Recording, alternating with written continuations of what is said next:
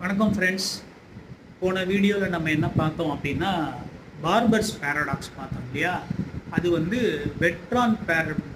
Bertrand ரசலோட பேரடாக்ஸோட இன்னொரு வடிவம். இப்போ பெட்ரான் ரசலோட பேரடாக்ஸை பற்றி நம்ம என்ன பண்ணுவோம், நேரடியாகவே இங்கே பார்த்தோம். அதுக்கு நம்ம என்ன பண்ணணும், ஃபஸ்ட்டுன்னா ஒரு செட் எடுத்துக்கணும். What is set? For example எஸ்ன்னு ஒரு செட் எடுத்துக்கணும். அந்த செட்டில் யாரெல்லாம் இருப்பான்னா, S is the set of all sets which do not contain themselves as subsets. So what is S? Sல யாரெல்லாம் இருப்பாங்கன்னா, எந்த மாதிரி செட்டெல்லாம் இருக்கணும், எந்த செட்டெல்லாம் அந்த செட்டுக்கே சப்செட் இல்லையோ அந்த செட்டெல்லாம் எஸ்க்குள்ளே வந்துடும்.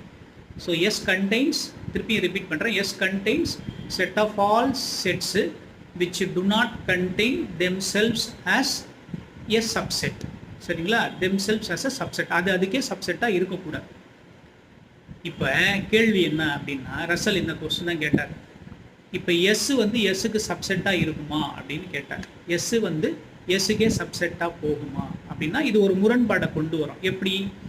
ஒருவேளை எஸ் வந்து எஸ்ஸுக்கே சப்செட்டாக போகுதுன்னு வைங்க, அப்போது எஸ்ஸோட டெஃபினிஷன் நம்ம என்ன சொன்னோம், S contains all those sets which do not contain themselves as subsets. அப்போ எஸ்ஸுக்குள்ளேயே இருந்ததுன்னா எஸ்ஸோட டெஃபினிஷன் படி தப்பாயிடும்.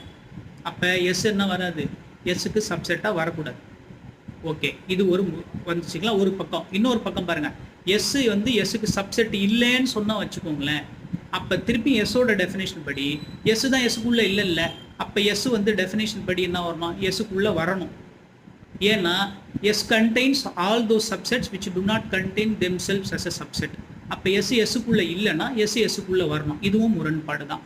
அப்போ எப்படி பார்த்தாலும் என்ன வந்துடும்னா இந்த மாதிரி முரண்பாடு வரும். எஸ்ஸுக்குள்ளே இருக்குன்னு சொன்னால் முரண்பாடு வரும், எஸ்ஸுக்குள்ளே இல்லைன்னு சொன்னாலும் முரண்பாடு வரும்.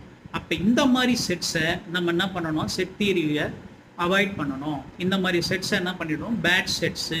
ஸோ இந்த செட்ஸ் எல்லாம் நமக்கு என்ன வரக்கூடாது, செட் தியரிக்குள்ளே வரக்கூடாதுன்னு சொல்லிட்டு அவாய்ட் பண்ணிட்டு தான் நம்ம என்ன பண்ணுறோம், இப்போ இருக்க செட் தியரியை நம்ம படிக்கிறோம். வெறும் செட் தியரியோடு இல்லாமல் நம்ம என்ன பண்ணுறோம், சில ஆக்சியம்ஸ் அடிஷ்னலாக செட் தியரியோடு சேர்த்துருக்கோம்.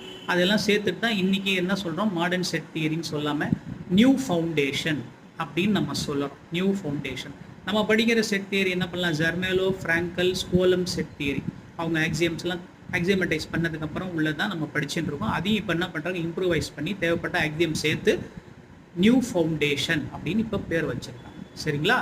தேங்க்யூ ஃபார் வாட்சிங்.